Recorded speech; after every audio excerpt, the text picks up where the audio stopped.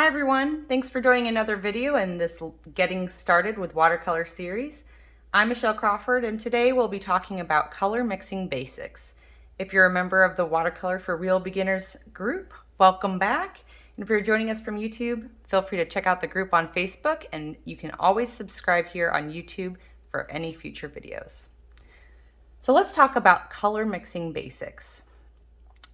We're going to dive into a little bit of color theory today, but I really want to focus on the science behind, or the art really behind, mixing different colors together.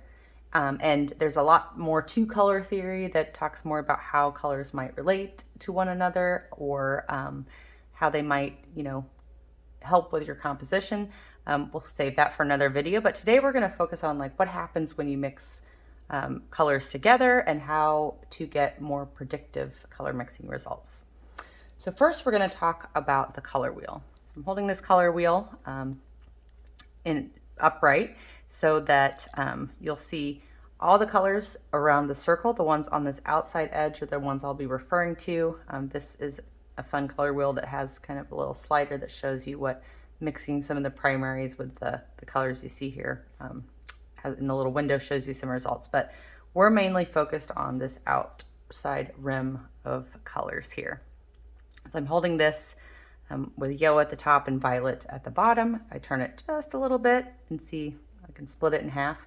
This is on the left side, your warm colors, and on the right side are your cool colors.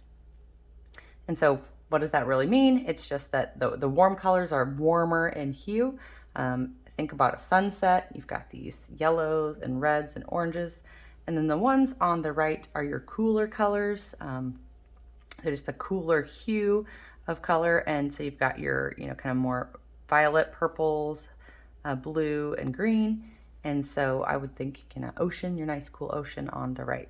So warm colors, cool colors. And then of course we have our primary colors. So the primary colors are yellow, red, and blue. And essentially, these are the three colors that, if you start with them in their purest form, that you cannot be created by mixing any of the other colors together. So once you add, red to your blue and you get some type of a purple, you can never mix back to the blue, and you can never mix back to that pure red. And so color mixing is additive. So that's something important to know. So for example, if you start with a blue and you want to try to mix all the way around to a yellow, that's really not something that's possible. As soon as you add more than 3 of these colors together, you're start going to get some neutrals. And if you are struggling with muddy colors with your color mixing, it could be that you're mixing a little bit of all 3 primaries together. And we're also going to talk about warm and cool primaries. But before we get into that, so I mentioned our 3 primary colors, yellow, red, and blue, again, can't be mixed by adding any other colors together. This next round, though, if you take half and half of each primary, you're going to get a secondary color. So halfway in between yellow and blue is green. And if you were to add the equal amounts of yellow paint to equal amounts of blue paint, you would get green, a secondary color. Same in between all 3 colors.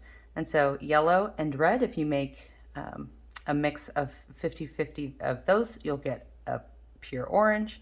And then if you mix blue and red in equal parts, you'll get a violet. So those are your secondary colors: violet, green, and orange. Now, back to color theory. If you were to take, start with a blue and mix it with a primary and mix it with a secondary, green, you'll actually end up with a tertiary color. And so in this case, you see blue-green. And so if you have, blue on your palette and green on your palette, again, if you were to mix those together, you would get some type of a blue-green. But if we're working with primaries, what we really are seeing here is we're starting with a blue, and how do we get to our green? Well, you mix green by mixing together blue and yellow. So you essentially could, mix together a green and put that on your palette, and then take a little bit of blue and mix it with that green and get your tertiary color. But typically what we'll do is take blue and just mix a little bit of yellow to get that tertiary color. Similarly over here, if you start with your yellow, you can mix a little bit of blue to get your yellow-green. Same thing down here with your blue and your red. You know, we've got violet as that secondary, and so if we took blue and added a little bit of red to it, we would end up with this blue-violet. And if we took our red, added a little bit of blue to it, we should get a red-violet. And so that's kind of how you want to think about being able to move around the color wheel in between two primaries. And you can add, you know, say a little bit of yellow into that mix and get, that's a different kind of type of color. We'll talk a little bit more about that in a little bit. But essentially that is the absolute basics of color mixing. And then you may think, okay, I have red, I have blue, and I have yellow. I should be able to make any of these colors in the color wheel. And I've heard other artists, other beginner artists share some frustration. Well, I mixed red and blue and I thought I would get a purple, and that's not what happened. And that's why we have a 6-color primary set. And so I'll give a bit of an example here, and then we'll talk about the 6-color primary set. So the palette that I have here is, again, 6 colors. I've got a set of warm colors on the right and cool colors on the left, which, wait a minute, does that make really sense? Because we just looked at the color wheel and decided that all the colors on the left side, including our reds and yellows and oranges, were warm, and all the ones on the right side were cool. So how am I going to have a warm yellow and a cool yellow, a warm red and a cool red, and a warm cool and a cool blue? So essentially, you can definitely have a pure red, and really the color on the right here is pretty close to a pure red. But what if you wanted more of a pinkish color? You can add a tiny bit of purple, or blue rather, to it to get, you know, around here. But what you see here is a warm red and a cool red. So all that means is that they're both reds, they're in the red family, but this one leans a little bit more toward the blue side. And so this, if we were to plot this on the color wheel, it's probably somewhere in between, you know, close to the, still a red, but a little bit right here. This red you see is pretty much primary. Same thing if we go to yellow. We've got, you know, a warm yellow and a cool yellow. This cool yellow is pretty close to the primary, but you can see very clearly that the warm yellow has a little bit more red in it. And so it is a slightly orangish, and so that's going to give you a warm mix. Same thing with the blues. If we look at blue, if we were to go a little bit more toward the red side, the warmer side, we would get a color like this. And if we go a little bit more to the yellow side, we get a little bit more of an aqua-ish blue.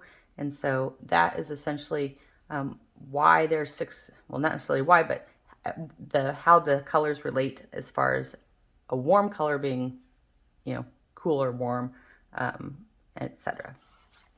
I hope that made sense. If not, let me know. Questions in the comments, I'll do my best to answer. But essentially, with a set of warm and cool colors, you should be able to do a larger variety of color mixing. And so the thing that got me like most interested about color mixing, I was taking a watercolor class and I decided, you know, what's this warm cool? I was trying to read about it, but honestly, I learn best by doing. And so I started this little swatch book in just one of my sketchbooks.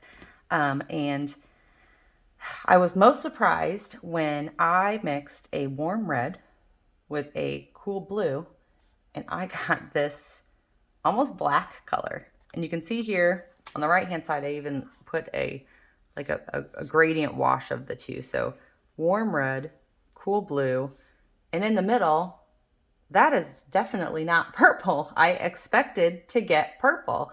And so if this has happened to you, it took me a while to wrap my head around exactly why that had happened. But you can see in the swatches, if I mix a cool red with a cool blue, I get purple. So why is that?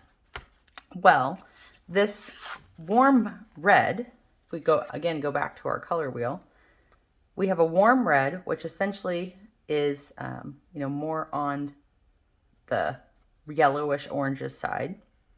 And we also have a cool blue.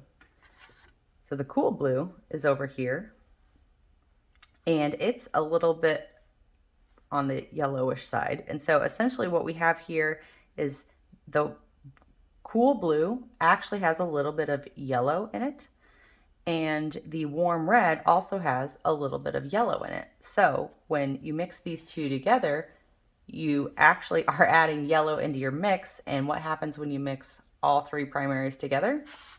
You get black. Now, I thought, well, this is interesting. If there must be a case with maybe each primary where you're going to get some type of a unexpected color. And so as you can see here with the purples, these were kind of the two biggest differences here. And then when I got to blues and yellows, and see if I mix a cool blue with a cool yellow, I'm going to get a nice cool green, kind of a lime green. But if I mixed a warm yellow with a warm blue, I got this really kind of olivey brown color, which again makes sense. The warm blue is going to have a little bit of, again, color wheel. It's going to lean toward red, and the warm yellow is also leaning toward red, and so you're essentially mixing all three colors, and you're getting a little bit of a muddy color. If you want that color, that's exactly how to make it. You'll see a little bit of a difference too here, mixing a cool blue with a warm yellow. It's not as big of a difference as mixing warm and warm here, but you can see that just by choosing different primaries as a starting point, I was able to achieve, some very different greens in this experiment. And again, you can see how that played out over here with my blues and yellows, lots of different greens. And then of course I had to complete this. And so I didn't see too much of surprising results here with the yellow and the red, which again, if you use a warm yellow with a warm red, they're pretty close to each other on the color wheel. So you've got your red and then you're getting a warmish yellow, and so they're pretty close to each other, so you're not getting as much of a variety when you do those warm colors together. The yellow on the cooler side is pretty bright yellow. And so when I mixed that with either of them, you got a lot more variation in the range of colors that you could get. And then definitely when it was cool and cool, we stayed in that really cool zone. When it was warm yellow with cool red, I did get a really dark color. And so I think that might be the one in this mix that was, a little bit different, was that you were able to get this really dark red if you went warm and cool. And again, that's because you're actually, in theory, adding a little bit of blue in there as well. So I hope that makes sense to you. We've talked about primary, secondary, and tertiary colors, warm and cool colors on the color wheel. And then we've also now talked a little bit about warm and cool primaries. And so how do we mix these? So you'll see I have my palette here, and I just have this little, I wanted to have a 6-color primary palette, so I bought the Daniel Smith mixing set. I've seen lots of other people on the groups have this, and this is really simple. I just bought, these pans, and these last a really long time. You can essentially make any colors with them. But yeah, so this is what I use to create these. And so I'm just going to grab a little bit of water here and a blank sheet of paper. And so if I wanted to demonstrate this, I'm going to wet up my Actually, I think since it's the most interesting to me, the purple situation here, and I think I saw a post the other day where somebody had done this. And so let's take our cool red, and so I'm just kind of mixing it up in the palette here. We don't need a lot of paint to show this, but there's my cool red, and then I'm gonna grab the cool blue. Got those two about equal amounts. I'm gonna wash off my brush and then mix those together. It looks like I didn't have enough red. You're seeing I'm getting that nice expected purple. So cool and cool gave us a nice cool purple, which again, if we look at the color wheel, purple itself is a cool color, but it's closer to the red and blue together, so it's, you know, pretty far away from the yellow on the other side of the wheel, and so you're getting this pretty color. But when you use the more warm colors, you're going to add in a third color. So let's do just that. We're going to take this warm red, which again has a little bit of yellow in it. We're going to take the warm blue, mix them together. I think I need a little bit more red to do this. And we're getting this kind of muddy color. Didn't get quite as dark. There we go. And so it's still a purple. It's more of a muddy, mauve-y purple. And then this is me just like doing it really, really thick. And so if I were to take some paint straight from here and just mix my primaries, that's okay. Just kind of paint it a little bit darker. You're seeing this is a very, very dark color, very, very dark purple. And so that's why you would get a muddy purple. You can try this again with the greens. And so if I take, I'll pull the example here as well.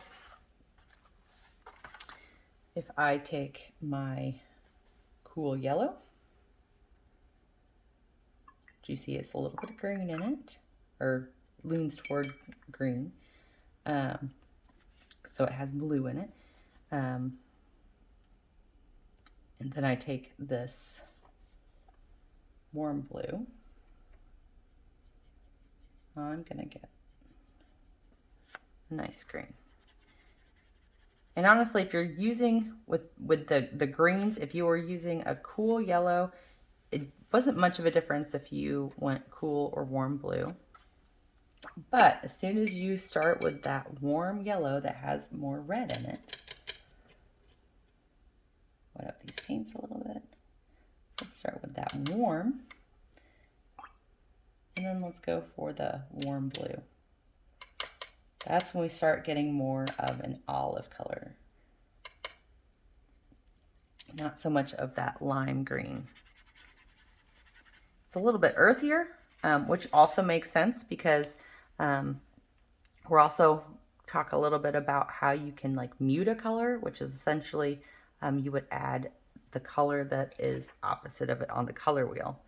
And so when you think about primaries, anytime you're mixing 3 colors of them together, you're going to get some type of a more muddy or more natural looking color. And so that's actually really good to know when you're painting, you know, landscapes or florals. And something, you know, I'll do a lot is if I have a green and I want to like mute it down a little bit. And so for example, we've got, you know, let's just mix like a really bright green with our cool colors here. A little more yellow. So I've got this bright green, and say you know, that is a very pretty bright green, but as far as using it for florals, it may not look so natural. And you see I've already mixed this purple here. And if we look at the color wheel, across from green, these yellowish green color is like a reddish violet purple. And so if I add a little bit of purple to this green, I should dull it down a bit so it looks a little bit muted. And now I'm getting very different, more, again, kind of earthy or natural kind of colored green. I tend to add a little bit of dioxazine purple to like a sap green or like a hooker's green to kind of mute those colors. But you can see I made colors that weren't even really on the mixing example, but with just these 6 colors, you've got the ability to create a lot more variety in your mixes. So we've covered warm and cool, primary, secondary, and tertiary. Now let's talk quickly about tints and shades and tones. So color theory basics will say that, a tint is a lighter version of a color. And so essentially, if you were using something like acrylic paints, if you took a red and you wanted to lighten it to get a pink, you would add white paint. And then a shade is when you are actually adding black. So if we were to take, a color of yellow and add a little bit of black to it, you would get a darker version of that color, essentially a shade. With watercolor, however, because it's a transparent medium, instead of using white, you actually just use water. And so, for example, we've got these 2 reds here. And again, this one does lean a little bit more on the pink side. So a cool red will help you make a more bright pink. But if I were to take my red and just add some water to it, as if I, think of the water as the white, and then grab my paper here. Adding more water to the paint is going to give me a lighter version of that color. I'm going to get some type of a pink. Again, the more cool red is a little bit brighter of a color. And so if I, again, just kind of water that down, and I put that on my paper here, I'm going to get a nice kind of a baby pink. And so because watercolor is transparent, you can see the white through the paper. Instead of adding white paint, you actually just add clear water.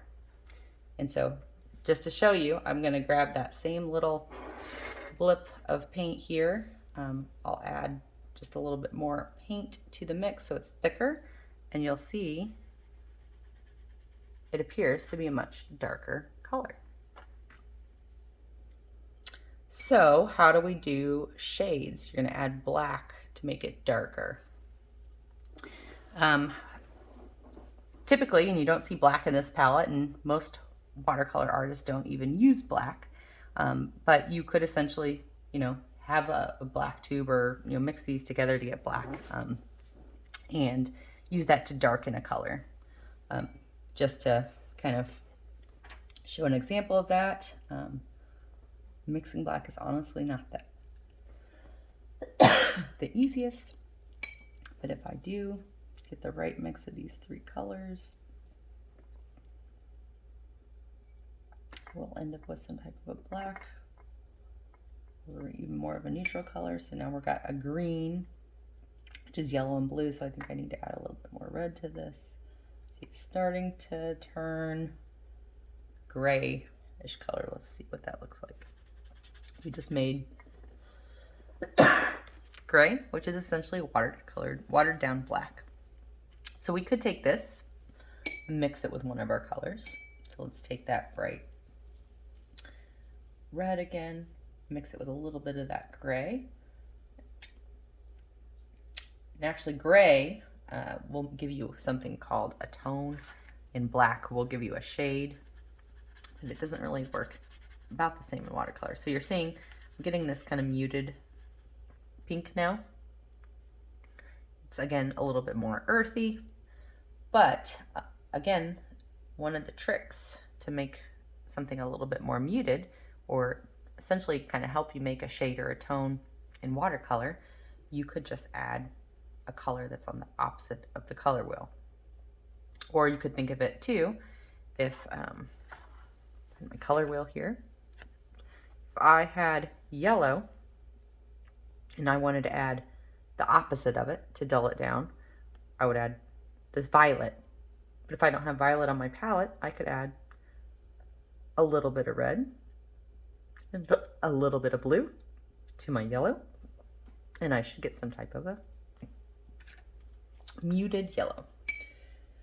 So let's try that.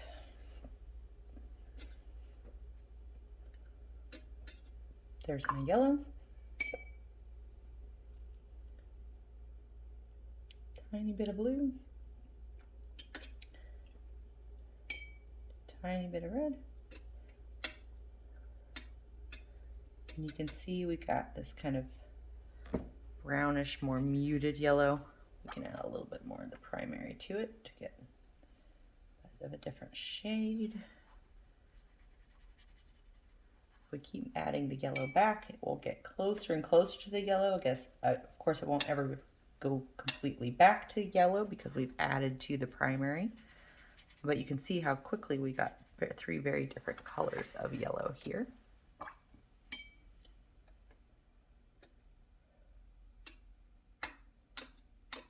If you add enough paint and water, you can get really close to the primary with watercolor. It's all about, sometimes about how much water you have in your mix, and sometimes it's about which colors. And so you can see all these more muted colors are a lot different than even all these vibrant colors that you see when I'm mixing essentially primaries and secondaries. Here where, you know, I've got a lot of, you know, tones and shades here on the card example. So again, people don't typically use black in watercolor. There are some like great colors that you could use, like Payne's Gray or like a neutral tint, and that is also totally fine. Like if you want to challenge yourself with the primaries, and try to paint with only those, I think that's a really fun thing to do. But the basics of what we learned today really do help you even when you're mixing from a larger palette, because understanding how you get from one color to another, or how 2 colors might mix together to interact, even if you're not mixing primaries and you're mixing, you know, again, you have a purple, and if you have purple in your composition and you've got green in your composition, you probably want to put those a little bit far apart from one another, because if they do touch, you might get some type of a brown or muted color. And if that's not what you're looking for, you know, that would maybe not be the most pleasant way to create that color. You could, however, if you don't want to get brown, but you do want to put those colors close to each other, just try to choose versions of those colors that are closer to each other on the color wheel. The further you are away from being like opposites, if they get a little bit closer, they'll meld better and make for a better composition. So I know that was a lot of information. Again, I would love to answer your questions through our Facebook group, and if you want to continue to learn more about watercolor, please stay tuned for more videos in this Watercolor for Real Beginners group, or in the Getting Started with Watercolor series. Thank you. Have a great day.